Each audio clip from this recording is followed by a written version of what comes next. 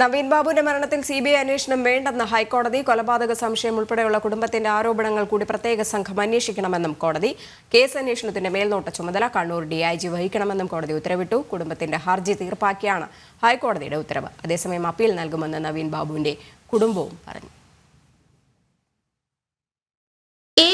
നവീൻ ബാബുവിന്റെ മരണത്തിൽ കേസന്വേഷണം സിബിഐക്ക് കൈമാറേണ്ടതില്ലെന്ന് വ്യക്തമാക്കിയ ജസ്റ്റിസ് കൗസറടപ്പകത്തിന്റെ ബെഞ്ച് ചില നിർദ്ദേശങ്ങൾ മുന്നോട്ട് വെച്ചുകൊണ്ടാണ് കുടുംബത്തിന്റെ ഹർജി തീർപ്പാക്കിയത്.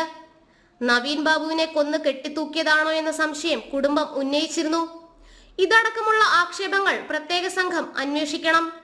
കൂടാതെ അന്വേഷണത്തിന്റെ മേൽനോട്ട ചുമതല കണ്ണൂർ ഡിഐജി വഹിക്കണം. നിശ്ചിത ഇടവേളകളിൽ പ്രത്യേക അന്വേഷണ സംഘം റിപ്പോർട്ട് ഡിഐജിക്ക് കൈമാറണം. അന്വേഷണ പുരോഗതി ഹർജിക്കാരിയെയും അറിയിക്കണം. അന്തിമ റിപ്പോർട്ട് സമർപ്പിക്കുന്നതിന് മുൻപ് പ്രത്യേക അന്വേഷണ സംഘം കരട് റിപ്പോർട്ട് തയ്യാറാക്കി ഡിഐജിക്ക് നൽകി അനുമതി തേടണം എന്നിങ്ങനെയാണ് ഹൈക്കോടതിയുടെ നിർദ്ദേശങ്ങൾ. 2024 ഒക്ടോബർ 15 രാവിലെയാണ് നവീൻ ബാബുവിനെ മരിച്ച നിലയിൽ കണ്ടെത്തിയത്.